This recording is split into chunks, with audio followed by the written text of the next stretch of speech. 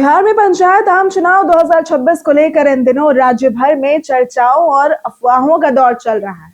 खासकर चुनाव क्षेत्र के परिसीमन को लेकर लोगों के मन में कई तरह के सवाल उठ रहे थे। कहीं ये कहा जा रहा था कि इस बार नए सिरे से वार्डों का गठन होगा, तो कहीं पंचायत और प्रखंड स्तर पर सीमाएं बदले जाने की बातें भी सामने आ रही थी। लेकिन अब इन सभी अटकलों पर विराम लग गया है। राज्य सरकार और राज्य निर्वाचन आयोग की ओर से स्थिति पूरी तरह से स्पष्ट कर दी गई है कि पंचायत आम चुनाव 2026 पुराने परिसीमन के आधार पर ही कराए जाएंगे और इस बार किसी भी तरह का नया परिसीमन नहीं होगा। राज्य सरकार ने साफ शब्दों में कहा है कि न तो ग्राम पंचायतों के वार्ड बदले जाएंगे और न ही पंचायत समिति या जिला परिषद के चुनाव क्षेत्रों में कोई फेरबदल किया जाएगा। यानी कि पिछली बार जिस परिसीमन के तहत पंचायत चुनाव हुए थे, उसी ढांचे पर इस बार भी चुनाव कराए जाएंगे। इस फैसले से यह स्पष्ट हो गया है कि प्रशासनिक स्तर पर चुनाव की तैयारियां पहले से तय संरचना के अनुसार ही आगे बढ़ेगी।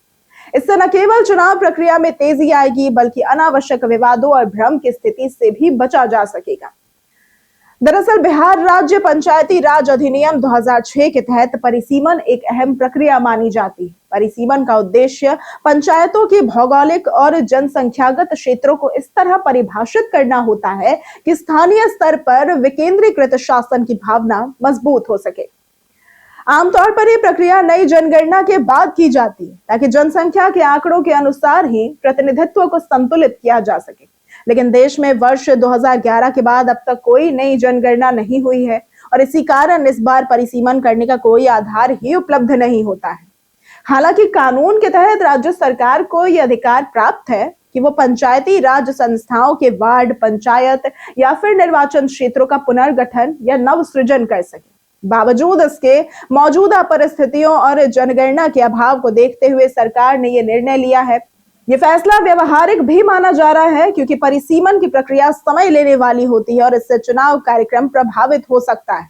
वहीं राज्य निर्वाचन आयोग ने पंचायत चुनाव से पहले आरक्षण रोस्टर की प्रक्रिया शुरू करने की तैयारी कर ली है। आयोग के अनुसार सभी सीटों के लिए आरक्षण का निर्धारण किया जाएगा, ताकि सामाजिक न्याय और सभी वर्गों के उचित प्रतिनिधित्व को सुनिश्चित किया जा सके।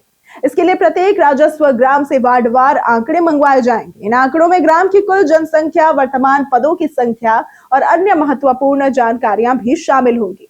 इन सभी आंकड़ों का मिलान आयोग के डेटा बैंक से किया जाएगा, जिसके आधार पर आरक्षण रोस्टर तैयार होगा। गौरतलब है कि बीते कुछ समय से विभिन्न प्रखंड मुख्यालयों में ये अफवाह फैल रही थी कि पंचायत चुनाव से पहले नए सिरे से वार्डों और पंचायतों का गठन किया जाएगा। कई जगहों पर लोग इसको लेकर राज्य निर्वाचन आयोग के कर्मचारियों से सवाल भी कर रहे थे, लेकिन आयोग के अधिकारियों ने इन खबरों को पूरी तरह से भ्रामक बताया है और ये साफ कर दिया है कि इस तरह की कोई योजना नहीं है। आयोग ने लोगों से अपील की है कि अफवाहों पर ध्यान न दें और केवल आधिकारिक सूचनाओं पर ही भरोसा करें। पंचायत आम चुनाव 2026 की प्रक्रिया इस बार सितंबर, अक्टूबर और नवंबर के महीनों में अलग अलग चरणों में पूरी होने की संभावना है।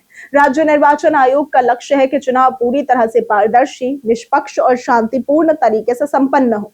इसके लिए प्रशासनिक स्तर पर सभी जरूरी तैयारियां की जा रही हैं और अफवाह फैलाने वालों पर सख्त नजर रखने की भी योजना बनाई गई है। तो अंत में ये कहा जा सकता है कि बिहार में पंचायत आम चुनाव 2026 को लेकर स्थिति पूरी तरह से स्पष्ट हो चुकी है। पुराने परिसीमन के आधार पर ही चुनाव होंगे, आरक्षण रोस्टर की प्रक्रिया समय पर पूरी की जाएगी और मतदाताओं को सही व आधिकारिक जानकारी उपलब्ध कराई जाएगी। राज्य निर्वाचन आयोग ने जनता से अपील की है कि वे लोकतंत्र के इस महत्वपूर्ण पर्व में बढ़ चढ़कर हिस्सा लें और किसी भी तरह की भ्रामक खबरों से दूर रहें।